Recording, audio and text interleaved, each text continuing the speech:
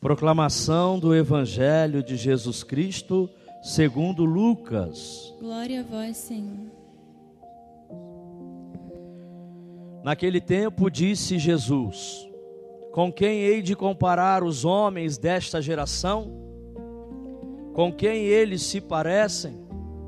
São como crianças que se sentam nas praças, se dirigem aos colegas dizendo: tocamos flauta para vós e não dançastes, fizemos lamentações e não chorastes. Pois veio João Batista, que não comia pão nem bebia vinho, e vós dissestes: ele está com o demônio. Veio o Filho do Homem, que come e bebe, e vós dizeis: ele é um comilão e beberrão, amigo dos publicanos e dos pecadores. Mas a sabedoria foi justificada por todos os seus filhos. Palavra da salvação.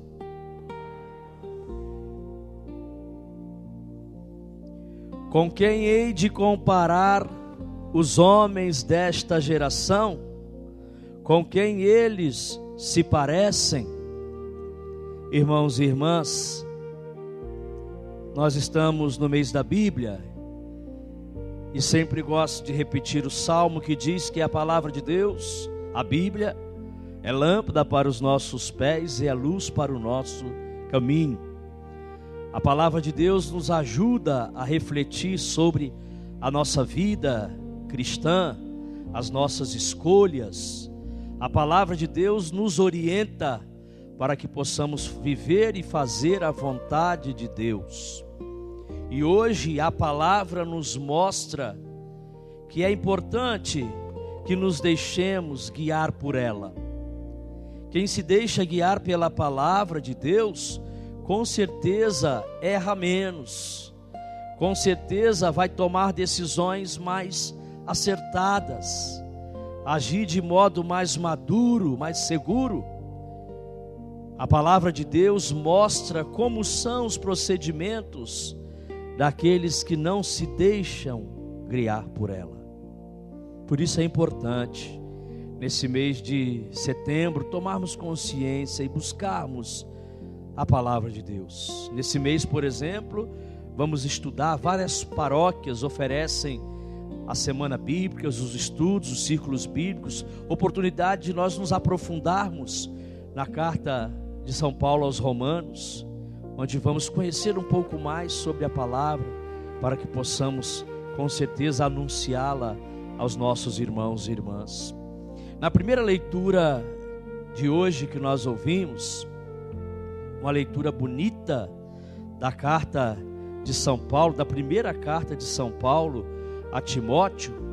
Paulo aqui mostra confiança em Timóteo, quando ele diz que ele sabe, Timóteo, como proceder na casa do Senhor na sua ausência.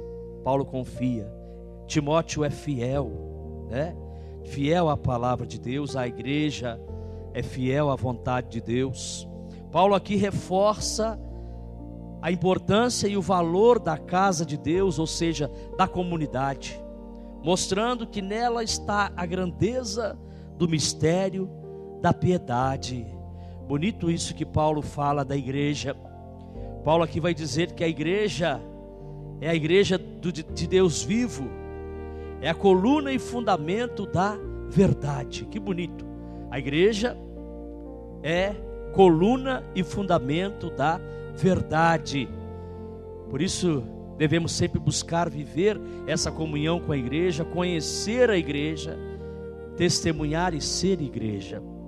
A igreja, ela é a guardiã da verdade. A igreja católica, né? Está falando aqui da igreja católica. A igreja de Deus vivo, coluna e fundamento da verdade. Quem descobre o valor do mistério da piedade, eu não sei se vocês perceberam, mas ele vai falar qual é esse grande mistério da piedade. Paulo vai dizer, ele foi manifestado na carne, fala da encarnação de Jesus, né? Foi justificado no Espírito, contemplado pelos anjos, aqui fala da ressurreição. encarnação e ressurreição, pregado às nações. Fala do testemunho dos apóstolos, que após a ressurreição vão dar testemunho do evangelho da salvação, acreditado no mundo e exaltado na glória. Fala da ascensão, a subida de Jesus ao céu. Então é todo o mistério da paixão, morte e ressurreição de Jesus. E a igreja é a guardiã desse mistério, desse mistério da piedade, dessa verdade. É na igreja, é com a igreja, é pela igreja que nós vivenciamos e aprendemos tudo isso, né? Então quem descobre esse valor e age guiado pela palavra de Deus, torna-se uma pessoa perfeita, preparada para toda boa obra. Quem se deixa guiar, vai dizer Paulo, pelas sagradas escrituras, tem atitudes maduras e certeiras, como pede o evangelho de hoje. O evangelho de hoje, Jesus critica aqueles que têm comportamentos infantis. Jesus fala um pouco meio que com radicalidade, é ou não é? Fala da indiferença daqueles que não acolhem, não vivem a palavra de Deus, não acolheram. É claro que aqui ele fala diretamente aos fariseus, aos doutores da lei, aqueles que no seu tempo não acolheram a sua mensagem, que rejeitaram, que foram indiferentes. Mas também fala para nós, que hoje fazemos parte da igreja, a igreja que é guardiã da verdade, que nos anuncia essa verdade. Mas nós que muitas vezes dentro da igreja, como membros do corpo místico de Cristo pelo santo batismo, quantas vezes também somos indiferentes a essa verdade? Quantas vezes nós também nos fazemos de surdo, de mudo, de cego, não queremos acolher e enxergar essa verdade? Mesmo estando na igreja, somos indiferentes à verdade que ela anuncia. Então, aquilo que Jesus fala aos fariseus, aos doutores da lei, também serve para nós hoje. Serve para o mundo, indiferente ao evangelho da salvação, mas serve também para nós, que estamos dentro, que fazemos parte, mas que às vezes com as nossas atitudes, com as nossas escolhas, nos mostramos indiferentes a essa verdade. E Jesus então compara os homens desta geração a crianças. Ele se refere às autoridades religiosas do seu tempo, que demonstram um comportamento infantilizado em relação a João Batista e a ele próprio. Essas autoridades sempre buscavam um motivo para criticar, desmerecer os que não concordavam com seus procedimentos, como muitos ainda costumam fazer. Fora da igreja, mas também dentro da igreja. Isso revela o quê? Revela um coração impermeável a todo e qualquer convite à penitência e à conversão. Porque às vezes a gente também tem essa mania, mesmo estando discordamos, né? Não queremos nos converter, muitas vezes endurecemos o coração e a gente fica dando desculpas, criticamos tudo e todos, criticamos a igreja, nada está bom, sempre tem uma crítica. Foi o que nós ouvimos no evangelho. Criticavam João Batista, porque João Batista vivia, né, mais uma vida mais no deserto, né, fazendo jejuns, penitência, e aí criticava João, né? Olha lá, é antissocial, podemos dizer assim. E aí depois vem Jesus, que vivia no meio do povo, que visitava as famílias, que comia e bebia com as famílias. Olha lá, comilão e beberrão, não está satisfeito com nada, sempre tem um motivo para criticar. O que está por trás disso? Uma rejeição à mensagem de Jesus. E às vezes nós somos assim, também criticamos todos, nunca está bom, na paróquia nunca está bom, sai padre, entra padre, é tudo ruim, padre é ruim, padre tem esse defeito, só vemos os defeitos da Santa Igreja, né? Não vemos a preciosidade que é a igreja, a guardiã da verdade, que vai dizer Paulo. Então às vezes a gente tem que se converter, porque nós somos às vezes, na comunidade, esses corações impermeáveis, que a palavra não penetra, e aí a gente não se converte, porque estamos sempre criticando, vemos tudo criticando, porque a gente não quer se converter. Às vezes a gente não quer se comprometer com a mensagem trazida por Jesus, assim como no tempo dele, né?